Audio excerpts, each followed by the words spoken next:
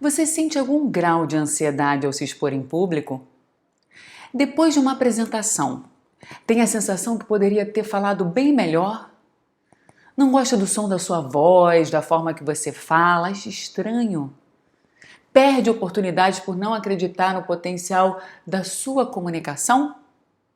Meu nome é Laila, eu sou fonoaudióloga, professora de oratória, fundadora do Clube da Fala, que desde 2007 capacita a comunicação de milhares de pessoas que precisam se expor em público, em lives, em videoconferências, que precisam argumentar sob pressão e, de fato, desenvolver uma boa comunicação, uma boa oratória. Acredite, oratória não é dom. Você me vê aqui falando com eloquência, com uma boa postura, passando credibilidade, sabendo me comportar ao gravar um vídeo, mas nem sempre foi assim. Eu sou filha do meu pai, Simon Weintraub, que foi um dos pioneiros da fonoaudiologia oratória no Brasil, e junto com a minha mãe, ele decidiu ter 7 filhos em 8 anos. Havia televisão em casa, eles eram muito animados, queriam popular o mundo. E minha mãe, comunicativa, filha de italianos, falante, alegre, isso quer dizer que todos os filhos seriam comunicativos? O fato do meu pai ser professor de oratória também? Não. Comigo aconteceu exatamente o oposto. Eu tinha muita ansiedade, muita inibição a me expor em público.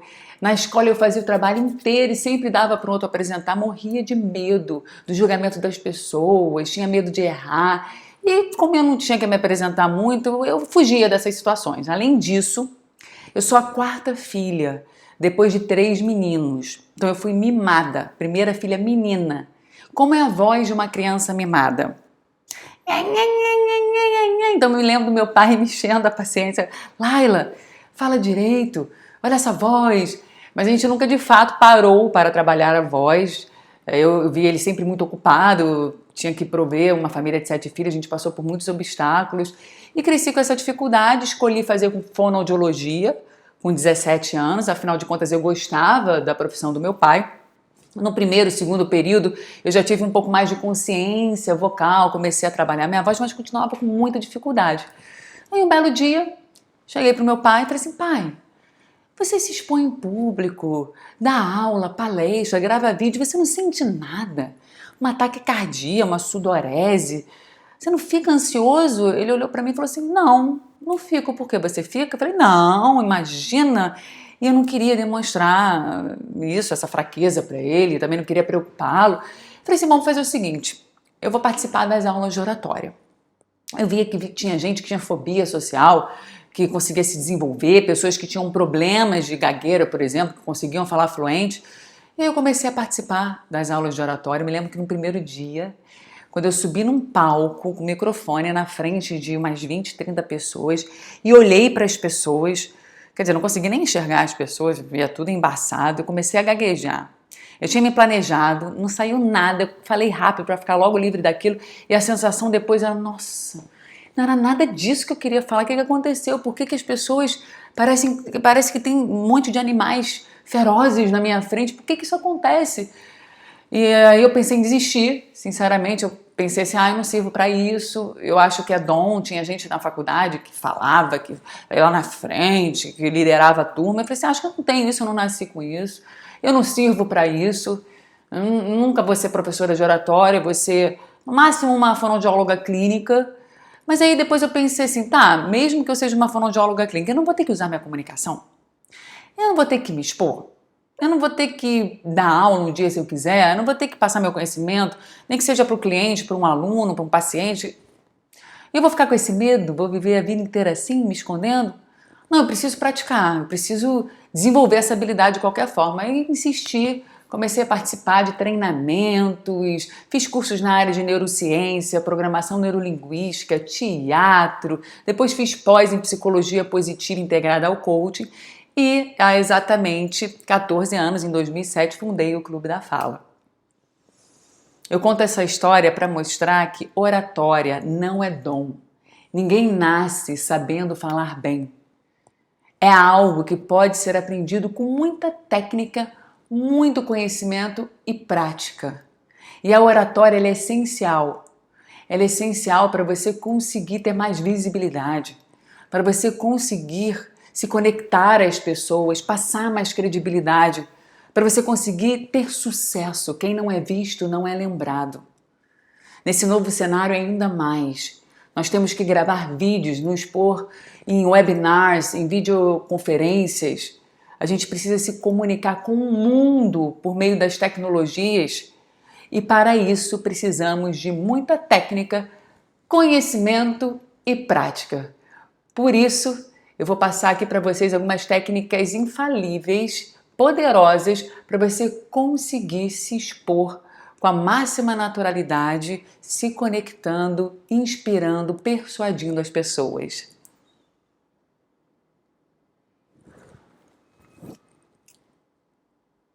Se você tivesse que definir em uma palavra, qual é o atributo essencial de um bom comunicador?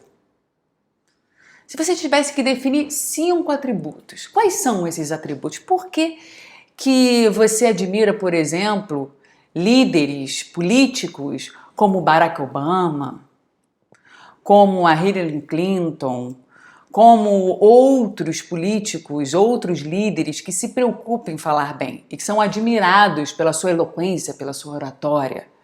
Por que essas pessoas falam tão bem? O primeiro atributo essencial de um bom comunicador é o equilíbrio emocional. Equilíbrio emocional é fundamental para que você consiga raciocinar, para que você consiga organizar o seu pensamento em palavras com começo, meio e fim, para que você passe uma boa imagem.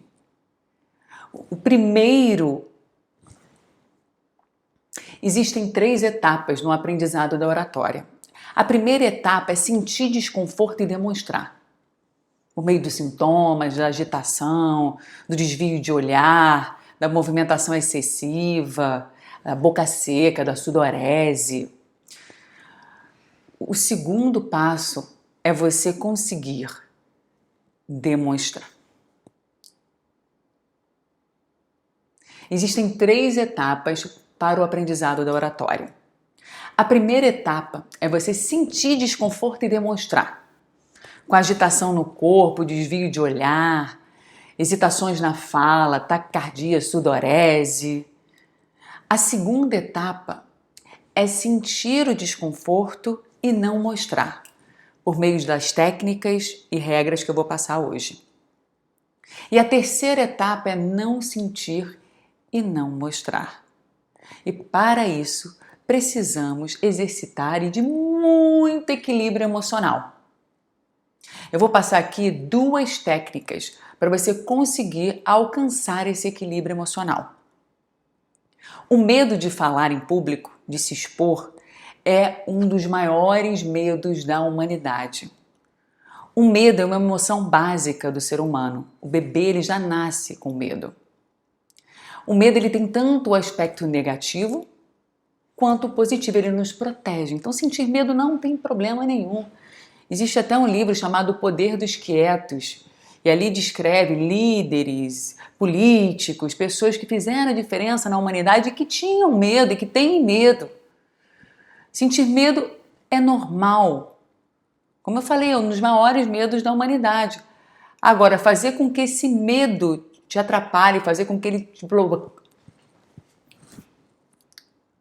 Agora, fazer com que esse medo limite a sua visibilidade, fazer com que você perca oportunidades, isso sim é prejudicial para o seu sucesso. Quando nós sentimos medo, as nossas glândulas suprarrenais liberam adrenalina. Essa adrenalina vai para a corrente sanguínea, acelerando o coração, taquicardia, sudorese, tremores no corpo inteiro, nas mãos, na voz. Tem gente que tem problema gastrointestinal, fica com dor de barriga. O problema é quando chega na parte cognitiva, no cérebro. A gente começa a pensar no que a gente está sentindo, falamos rápido para ficar logo livre daquilo e a sensação depois era, não é isso que eu queria falar. Sinto lhe informar que isso existirá sempre. Só que a gente tem que fazer com que essa adrenalina seja metabolizada mais rápido pelo nosso organismo. Primeira técnica para você conseguir lidar com essa emoção. Respire com ciência. Nós temos parceria com o Rui Marra. Nós temos parceria com o Rui Marra. Ele é um neurocientista da UFRJ, recordista de voo duplo de asa delta, aqui no Rio de Janeiro, da Pedra Bonita. Ele sempre me chama para saltar e eu não tenho coragem, um dia eu vou, eu sempre dou uma desculpa. E ele falou assim, Laila, antes mesmo de eu ser neurocientista, eu já era recordista de voo duplo e as pessoas vinham aqui muito convictas que queriam saltar, era o sonho, meu sonho é saltar de asa delta. E eu fazia uma preparação, pedia que as pessoas se preparassem, mentalizassem algo positivo. Também eu pedia que eles colocassem o equipamento corretamente, dassem não sei quantos passos. Fazia tudo isso e perguntava, tá preparado? Podemos saltar? Estou. O que acontecia?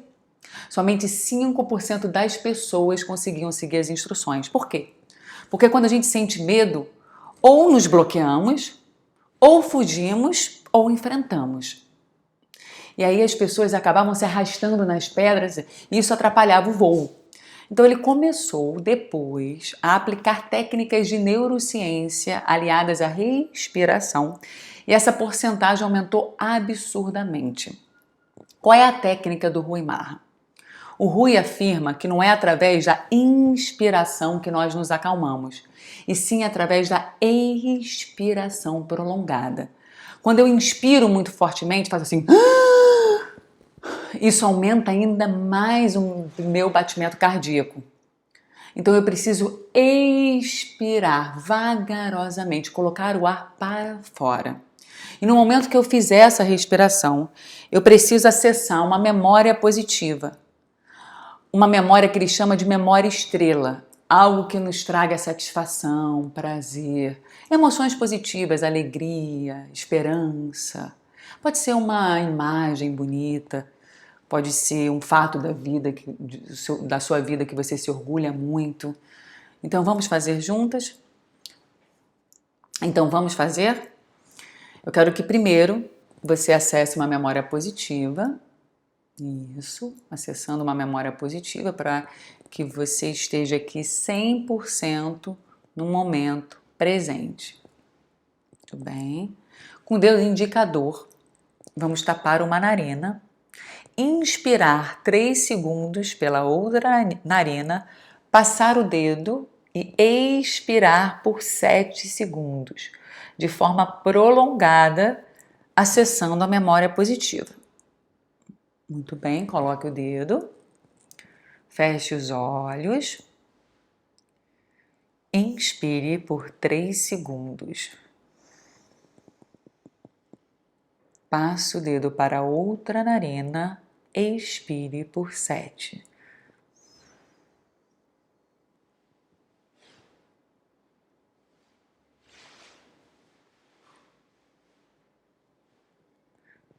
Inspire por 3 segundos sem passar o dedo.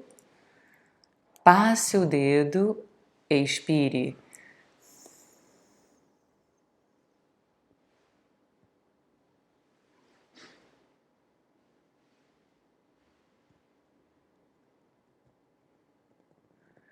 Acessando uma memória positiva, inspire 3 segundos. Passe o dedo, expire.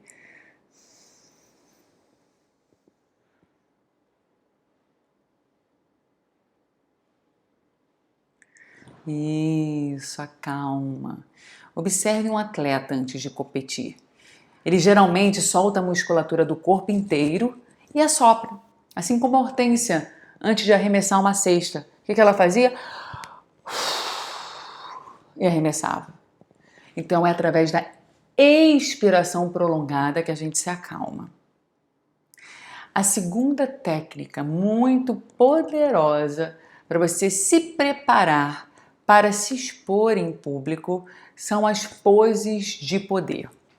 Amy Cuddy é uma psicóloga social norte-americana e ela afirma que ao realizarmos poses de poder, mentalizando positivamente, a gente consegue fazer com que a adrenalina seja metabolizada o mais rápido possível pelo nosso organismo, a gente libera endorfina e a gente consegue também fazer com que o nosso nível de testosterona se eleve, nos empoderando mais.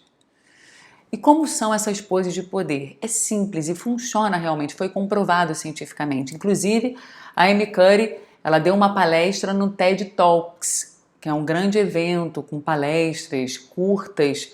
Vale a pena olhar algumas palestras no YouTube do TED Talks, é um evento sem fins lucrativos, e se inspirar em vários oradores. Como que são as poses de poder? Simplesmente poses com o corpo que mostram empoderamento, seja assim, ou com os braços para cima, ou com as mãos na cintura, com mentalizações positivas. Eu posso, eu consigo, eu sei de tudo que eu vou falar. Eu sou apenas uma ferramenta para passar o meu conhecimento. Eu posso fazer a diferença na vida das pessoas. Eu sou capaz. Isso faz com que a gente se sinta mais confiante na hora de se expor. E também serve para a gente aquecer o nosso corpo. Antes de qualquer vídeo, de qualquer exposição em público, gravar alguma coisa, dar uma entrevista, aqueça o seu corpo.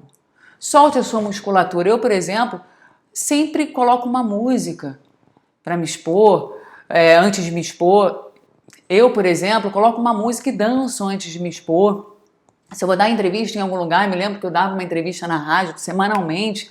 E o que eu fazia? Às vezes eu tinha que falar sobre um tema, eu sabia tudo que eu ia falar, já tinha lido, tinha preparado um roteiro, e aí eu fazia questão de ir conversando com alguém no caminho, né? Por exemplo, eu pegava algum táxi e ia conversando com o motorista sobre aquele tema, só para aquecer a minha fala. E aí eu falava como se eu estivesse lá na rádio ao vivo. Então fale sobre o que você vai falar. Se prepare. Aqueça o seu corpo, aqueça a sua fala. Fale com alguém, treine. Somente assim você vai conseguir ter mais equilíbrio emocional e se acostumar a se expor. Um segundo atributo essencial de um bom comunicador, de um bom orador, é o autoconhecimento. Conheça-te a ti mesmo e descobrirás o mundo dos deuses e dos homens, como disse Sócrates. O autoconhecimento é fundamental para você conseguir entender o que você tem de positivo, o que você pode melhorar. Você já se viu numa gravação? Você sabe como que é o som da sua voz? O que você tem mais de positivo? Você é uma pessoa consistente, coerente? Você tem um senso de humor, por exemplo, tem um bom senso de humor? Você consegue se conectar, consegue contar histórias com facilidade? O que você tem de positivo? O que você pode melhorar?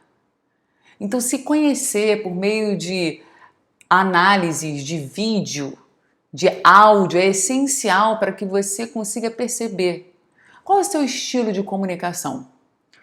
Nós utilizamos a metodologia DISC.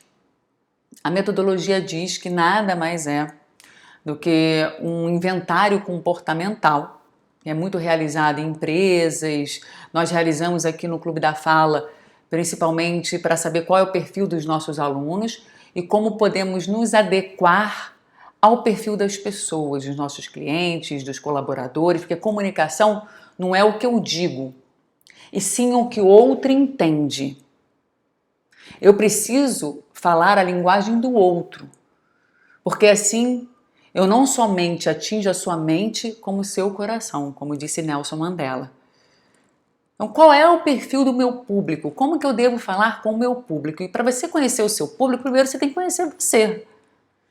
São 4 estilos de comunicação. Nós temos o dominante, o influente, o estável e o conforme, com a metodologia DISC. Perfil dominante são pessoas que vão direto ao ponto, esperam mesmo do outro. Geralmente são ininterruptos, focam em resultados, têm uma fala assertiva. Somente 9% da população brasileira tem esse perfil, em primeiro lugar. Nós somos o mix dos 4. Estilo influente, muito comum na população brasileira. Aproximadamente 49% da população brasileira tem influência em primeiro lugar. São pessoas mais carismáticas, sorridentes, são pessoas que usam entonação, colorido na voz e na fala, gostam de contar histórias, se conectam às pessoas. Esse é o perfil influente. Terceiro perfil, perfil estável.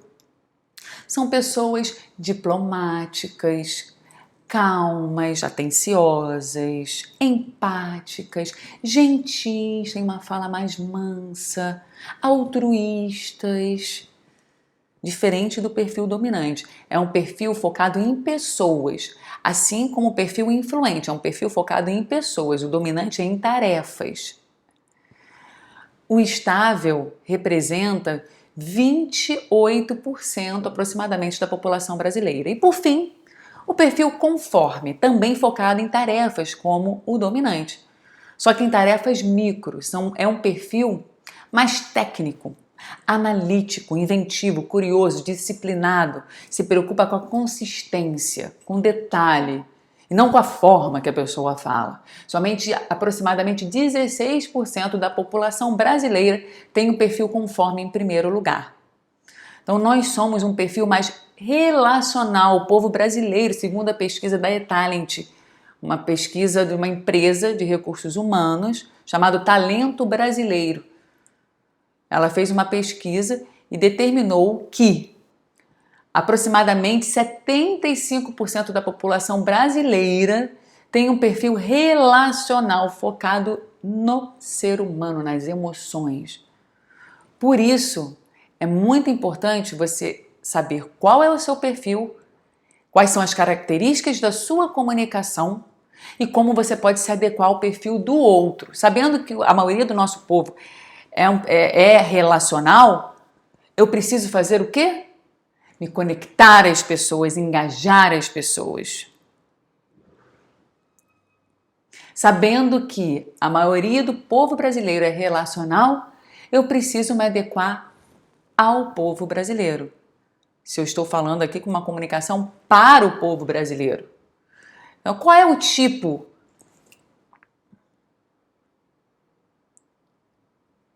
Então, se eu sei o perfil do meu público, eu posso me adequar com muito mais facilidade. Então, se eu sei o perfil do meu público, eu posso me adequar com muito mais facilidade. Mas para isso, eu preciso primeiro me conhecer. Qual é o seu perfil? Você se identifica mais com dominante, com influente, com estável ou com conforme? Você pode se identificar com mais de um, não tem problema, mas a gente sempre tem um estilo predominante.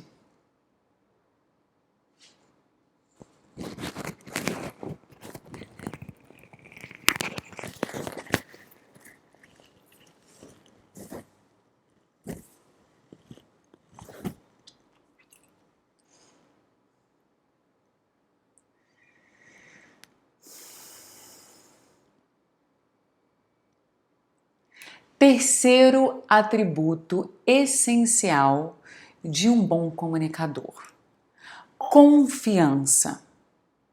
Saber passar confiança é fundamental. E como que a gente pode passar confiança? Nós temos duas formas de passarmos confianças, seja através da linguagem verbal como não verbal. Nós temos apenas uma chance de causar uma primeira boa impressão. Desde a hora que a gente entra num local.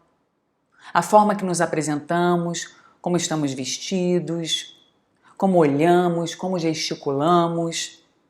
Demoramos 1/10 de segundo para julgarmos alguém pela aparência. Imagina depois que começa a falar. E o som da nossa voz? É importante? Muito importante. Começando a falar sobre linguagem não verbal. A linguagem não verbal, ela representa mais de 50% da nossa comunicação. Por isso, a gente tem que se ater desde como estamos vestidos, lembrando que a vestimenta tem que se adequar ao público-alvo, de preferência cores lisas, que não chamem muita atenção, E se você for escolher um cenário, por exemplo, para fazer uma videoconferência ou gravar um vídeo, é importante estar atenta ao cenário, qual é a cor do cenário, e eu colocar uma cor da minha vestimenta que se contraste, e eu colocar uma cor da vestimenta que haja um contraste com o fundo. Por exemplo, o meu fundo, ele tem algumas cores, né? Cores mais claras. Eu estou aqui no lounge do Clube da Fala, então eu procurei colocar um vestido azul para que eu me destacasse. Se eu colocasse um vestido branco ou um cinza claro, eu iria me destacar? Não. Por isso eu optei por uma cor mais vibrante. Isso tudo é muito importante. Não somente o cenário, como a iluminação. O meu rosto, ele precisa estar muito bem iluminado. E a iluminação, ela tem que ser de cima para baixo, na diagonal. Pode ser uma luminária que ilumine o seu rosto, pode ser a luz do dia, ou qualquer abajur, qualquer tipo de iluminação que faça com que as suas expressões faciais fiquem aparentes. É muito importante. Falando em expressões faciais, o olhar, ele tem um peso muito grande na nossa comunicação. Quando eu falo em público, eu preciso encarar as pessoas. Olhar 2 segundos para as pessoas, para os olhos das pessoas. Eu não gosto de olhar, eu não me sinto confortável, fico muito ansiosa no começo de uma apresentação. O que eu posso fazer? Eu posso olhar e desviar, olhar e desviar. Tem uma técnica que se chama terceiro olho, que você pode imaginar que há um olho na testa das pessoas. Então, ao invés de encará-las, você consegue olhar exatamente na testa. Assim, você não tem a impressão que está encarando. Mas o ideal mesmo é encarar as pessoas. E isso vale para a comunicação por videoconferência ou na gravação de uma live, de um webinar. Olhe para a câmera, porque assim as pessoas têm a impressão que estão olhando para os seus olhos. Mantenha um contato visual. Mas é desconfortável ficar olhando para um objeto inanimado. Sim, é uma habilidade que a gente tem que desenvolver. Eu me lembro do primeiro dia que eu gravei um vídeo de 1 minuto. Eu tive que gravar mais de 50 vezes e não saiu como eu queria. Ficou muito artificial. E esse aqui, por exemplo, eu estou gravando de primeira. Então, treine sempre com olhar na câmera. E de preferência, na altura do seu olhar a câmera tem que estar. Para você não parecer que está olhando de cima nem de baixo. Eu, no caso, eu estou gravando esse vídeo em pé, porque assim eu fico mais energizada. Mas se você gravar sentada, também a câmera tem que ficar na altura do seu olhar. Aí você pode colocar uma pilha de livro. Mas se você gravar sentado, a câmera tem que ficar na altura do seu olhar.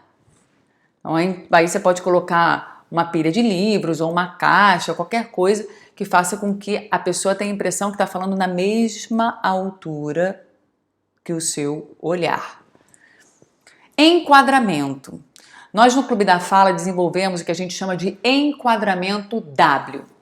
Ou seja, a gente tem que ter uma distância para conseguir gesticular da forma mais adequada. Então, o ideal é que tenha aproximadamente 2 dedos aqui, na minha cabeça, para não ficar com sua cabeça cortada nem muito abaixo. Além disso, tem que ter um espaço para você conseguir gesticular da forma mais adequada. Então, o ideal é que a câmera que o enquadramento pegue da cintura ou do peito para cima. Assim você consegue gesticular e tornar a sua fala mais persuasiva. A gesticulação sempre na altura da linha do peito ou da cintura, com as palmas das mãos para cima, demonstrando abertura. Uma mão sobre a outra, quando você precisa apoiar, nada de colocar as mãos no bolso ou ao longo do corpo, já parte daqui, essa postura com uma mão sobre a outra, nada de cruzar, fazer movimentos, barulhos ou rodar anel, uma mão sobre a outra, e daqui gesticula-se naturalmente com as palmas das mãos para cima, demonstrando abertura. Quanto mais congruente a sua gesticulação tiver com o que você fala, melhor. De forma natural. Pode gesticular com uma mão só, enumerar, se referir ao passado, ao futuro, ao caminho. Isso torna mais persuasiva a nossa comunicação. Postura elevada, muito importante. E a forma de se movimentar, de se sentar, isso tudo é avaliado pelas pessoas que te assistem. Lembre-se, você sendo o centro das atenções, as pessoas vão lhe julgar.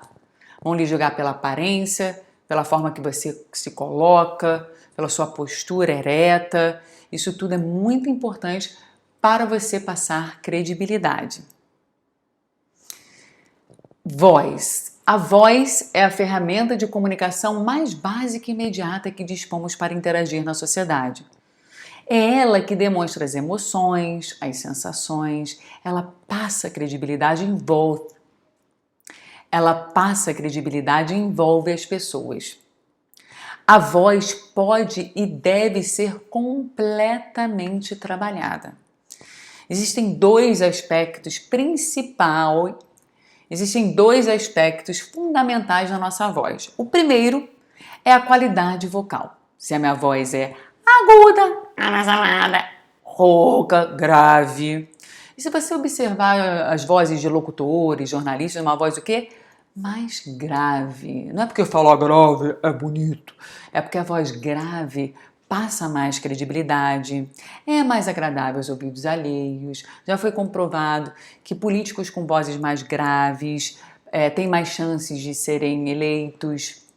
Profissionais com vozes mais graves têm mais chances de sucesso.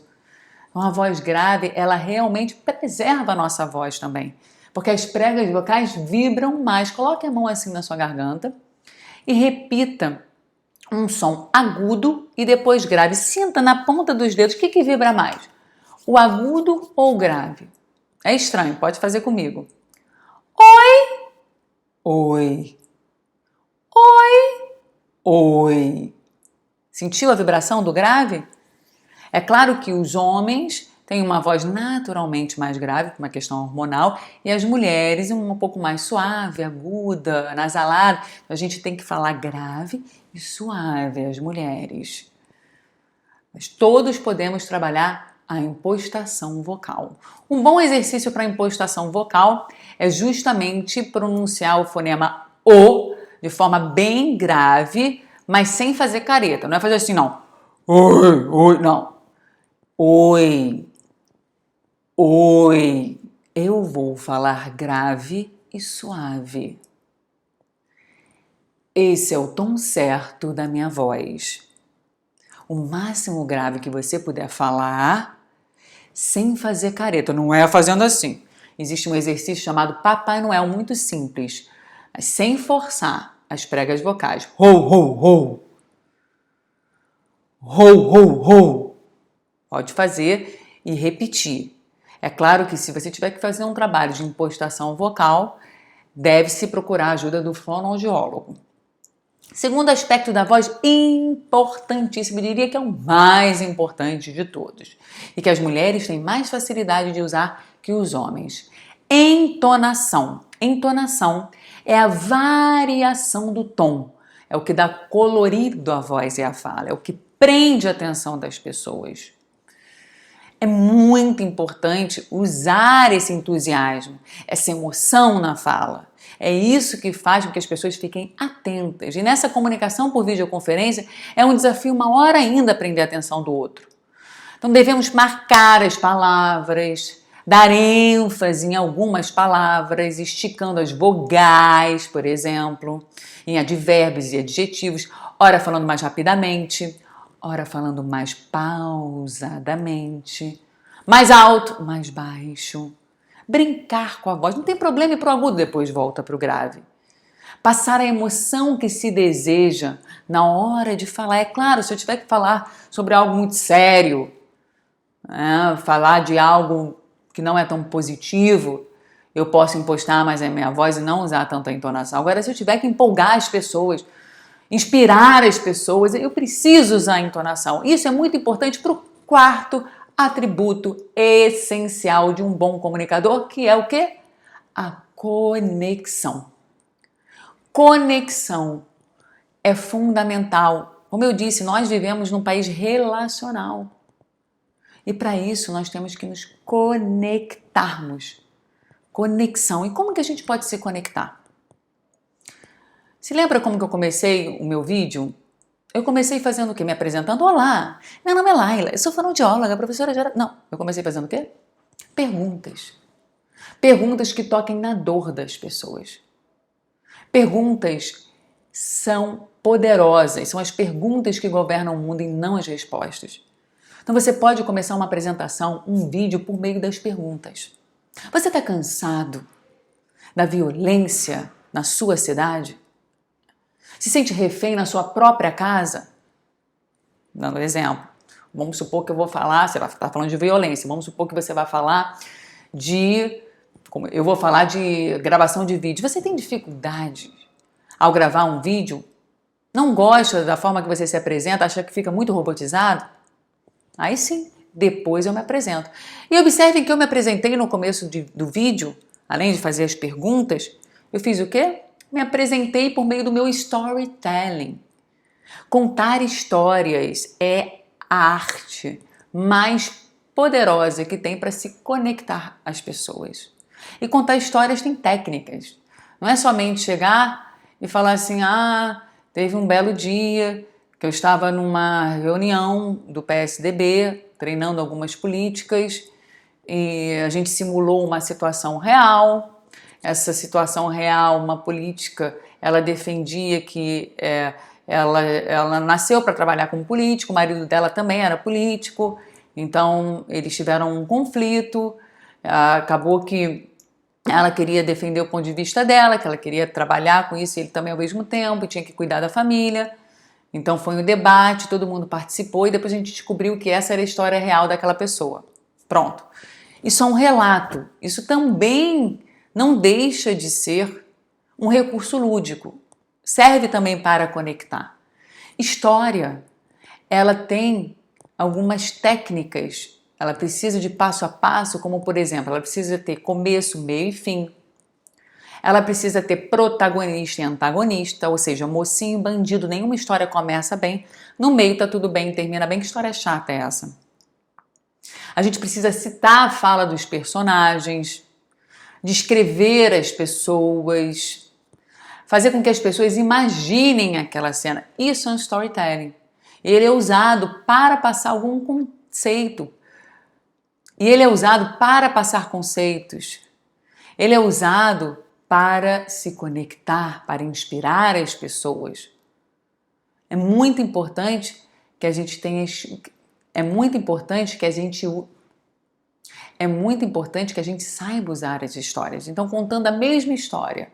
Na verdade, agora sim contando a história. Então, agora contando a história. Eu fiz um dia, um treinamento, no PSDB Mulher, no Rio Grande do Sul, em Porto Alegre especificamente. E foi um dia marcante porque a gente fez um roleplay, né, que a gente chama, que é uma simulação psicodrama. E aí eu falei assim, quem quer participar? Perguntei, né? 4 mulheres, por favor. Aí vieram as 4. Eu falei assim, olha, você vai ser a mãe, você vai ser a filha, você vai ser a amiga da filha e você vai ser o marido. Eu coloquei uma para representar um homem. Você vai ser o marido da filha, tá bom? A situação é o seguinte, o marido, ele já é político, então ele vai ser reeleito, e a esposa também já foi eleita e tudo, só que ela teve filho e teve que, de uma certa forma, adiar alguns planos que ela tinha, e agora ela estava com vontade de voltar com tudo, ia ser apoiada pelas amigas, pelo partido, enfim. Então eles estavam numa discussão, eles tinham que simular uma discussão em que a mãe era contra a filha, achava que a filha tinha que abrir mão da carreira dela para cuidar da família. Então eu falei assim, bom, eles começaram e a amiga apoiava a candidata e a mãe apoiava o genro, era assim a história. E aí começaram, aí ela falou assim, não, simulando, né, falando com o marido, porque isso aqui é meu sonho, tudo bem que eu parei um tempo para cuidar dos nossos filhos, mas isso aqui é o que faz meu coração, meu propósito de vida, a gente já tem uma estrutura, eu posso me candidatar, você também pode se candidatar, vai ser bom para os dois, você vai me ver mais feliz de tudo, e ele, não, mas não é possível, são 2, isso demanda muito tempo. Alguém tem que cuidar da família, né? Eu sou provedor da casa e que tal, tal, tal. E aí a mãe dela falou, é isso mesmo, filha, você não está vendo? Você sabe cuidar muito melhor dos seus filhos, né? Política não é para você, não é para mulher política. Deixa que seu marido toma conta disso. E a amiga defendia, não, é o sonho dela. Ela tem que defender, ela tem que ir para a política. Os filhos já estão maiores. A senhora pode apoiar, né? Porque a senhora cuida deles também, ajuda, pode colocar alguém para cuidar, ir na creche e tal, tal, tal. E aí começou a discussão, e foi defendendo, até que com uma comunicação amistosa, depois, com uma comunicação não violenta, chegou-se à conclusão que os dois poderiam seguir a carreira política, enfim. E aí foi engraçado que no final de tudo, a política, né, ela falou assim, é a história da minha vida, meu marido é político, isso está acontecendo exatamente comigo, e eu não sabia que tinha acontecido. Ela, nossa, não sabe como isso me fez bem, justamente minha mãe não me apoia, eu tenho amigas que me apoiam, esse é meu propósito aqui, me empoderou, eu tenho certeza que eu continuo com o casamento, que eu continuo também seguindo esse meu propósito, que eu vou ter sucesso. Aí todo mundo aplaudiu, e foi ótimo, foi muito legal. Viram como é que eu contei a história? Eu fiz você imaginar a cena. Eu usei os personagens, usei técnicas teatrais. Principalmente a sua história, ela tem que ser muito bem contada. Qual é a sua história? Todos temos histórias de superação. Quando eu conto que eu já tive vergonha de falar em público e que hoje eu sou professora de oratória, eu empatizo. Eu mostro vulnerabilidade como qualquer ser humano. Eu também tive dificuldades e hoje estou aqui ensinando. Então conte a sua história, se apresente por meio da sua história, que assim você vai se conectar. E por fim, quinto atributo essencial de um bom comunicador, por fim, um bom comunicador inspira as pessoas. Faz com que elas ajam, reflitam. Saber inspirar, principalmente finalizando bem.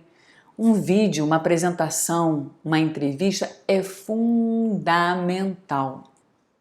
As palavras, elas têm um poder incrível. Você pode fazer com que as pessoas ajam, reflitam por meio das palavras. Eu não posso me conectar, passar credibilidade e no final, é isso aí. Espero que vocês tenham gostado. É isso aí, não. Eu tentei falar um pouquinho para vocês, usar diminutivo. Eu vou tentar. Para quem não me conhece, meu nome é fulano. E para quem te conhece, qual é o seu nome? Se apresente novamente pela primeira vez. Use palavras no presente. Eu quero, eu posso, eu consigo. Nada de eu acho o tempo todo. Ou chamar a atenção para o erro quando se comete um erro, às vezes de concordância verbal e nominal. Continue. Mostre segurança. Mostre modéstia e segurança ao mesmo tempo. Como eu falei, mostrar vulnerabilidade é importante, mas a gente não pode ficar se desculpando o tempo todo. É imprescindível que a gente mostre credibilidade, audácia, vulnerabilidade e que a gente consiga se conectar e assim a gente inspira as pessoas. Ao finalizarmos um vídeo, ao finalizarmos uma apresentação, a gente deve acabar com uma mensagem final otimista, que chame as pessoas para reflexão ou ação. A gente pode usar uma frase memorável. Por exemplo, eu falei aqui nesse vídeo para vocês. Por exemplo, eu falei aqui nesse vídeo para você como falar bem nesse novo cenário por meio de 5 atributos essenciais de um bom comunicador. Eu falei sobre equilíbrio emocional, autoconhecimento, Eu falei sobre equilíbrio emocional, autoconhecimento, sobre como passar mais confiança, credibilidade, conexão e inspiração. Eu tenho certeza que com essas dicas, com essas técnicas, você vai falar muito melhor em público, em vídeos, ter uma comunicação assertiva, impactar as pessoas, envolver, independente do seu perfil comportamental, independente das suas experiências, da sua formação acadêmica, você pode. Você pode falar bem em qualquer situação. E eu estou aqui para ajudá-lo nesse processo. Devemos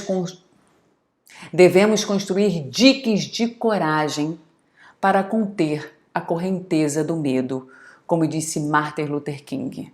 Muito obrigada pela atenção de todos. Então acabe com uma mensagem inspiradora. Por mais que eu passe algo negativo, o final ele tem que ser sempre positivo. Isso faz a gente inspirar as pessoas, a gente pode inspirar o meio que a gente vive, a nossa sociedade. E você tem obrigação de fazer isso.